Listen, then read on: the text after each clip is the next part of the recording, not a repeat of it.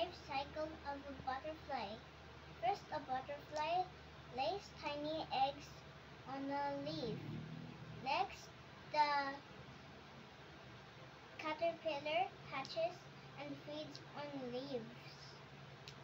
Next, the caterpillar makes a shell around itself so that it can grow and it rests. Finally, a beautiful butterfly comes out and flies away. Thank you.